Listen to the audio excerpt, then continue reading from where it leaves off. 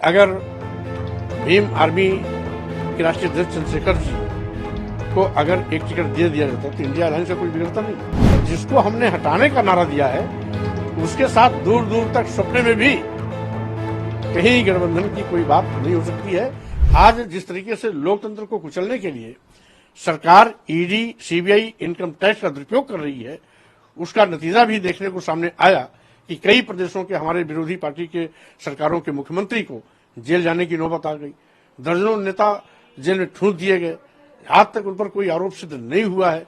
तो स्वाभाविक रूप से आज भाजपा के कुशासन को उखाड़ फेंकने के लिए इंडिया अलायंस को मजबूत बनाना हम सबका एक नैतिक जिम्मेदारी और दायित्व है, जिस दिशा में राष्ट्रीय सोशलिस्ट समाज पार्टी लगातार काम कर रही है। आपने का काम कर रही है इंडिया, क्योंकि आप चर्चा थी कि आपसे बात हुई, लेकिन अभी तक वो पहला चरण का आज नामांकन भी खत्म हो रहा है।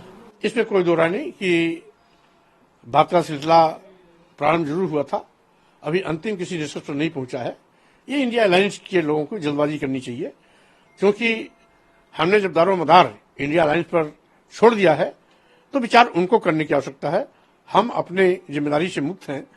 और रही बात, मैं अपने कमेंट पर आज भी कायम हूं, लेकिन इतना जरूर है कि इंडिया अलायंस के नेताओं से मेरा केवल इतना ही सलाह है कि इंडिया अलायंस को मजबूत बनाने की दिशा में यदि आपको कुछ टिकट अपने सहयोगी दलों को देना पड़ता है तो देना चाहिए। अब जैसे मेरी मान्यता है कि अगर भीम आर्मी के राष्ट्रीय अध्यक्ष चंद्रशेखर जी को अगर एक टिकट दे दिया जाता तो इंडिया अलायंस का कोई बिगड़ता नहीं, लेकिन उस एक टिकट से पूरे प्रदेश में वोट इनका बढ़ता।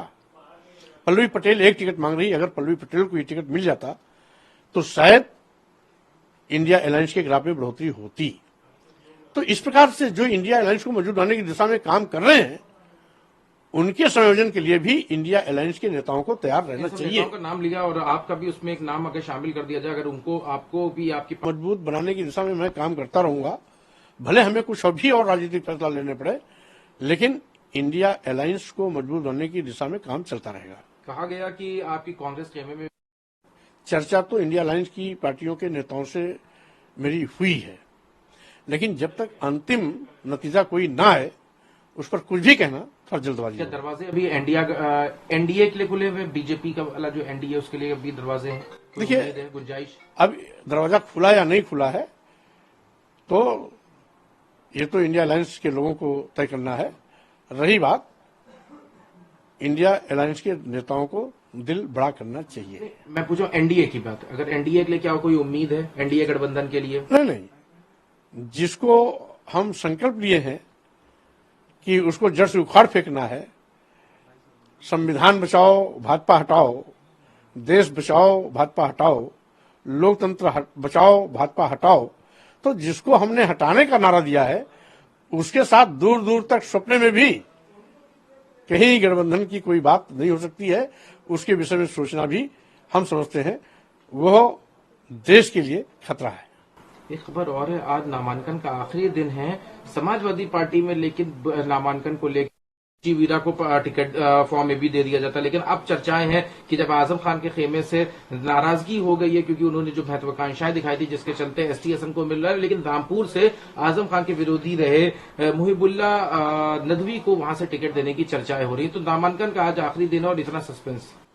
देखिए, चूंकि आजम खान साहब समाजवादी पार्टी के बहुत कद्दावर नेताओं में से रहे हैं, उनमें और राष्ट्रीय अध्यक्ष अखिलेश यादव में क्या बात हुई है उसके विषय में मैं ना कोई नकारात्मक टिप्पणी कर सकता हूं न सकारात्मक कर सकता हूं, क्योंकि आपसी वार्तालाप का मेरे पास कोई रिकॉर्ड नहीं है और बिना जानकारी के कुछ भी कहना हम समझते हैं ठीक बात नहीं।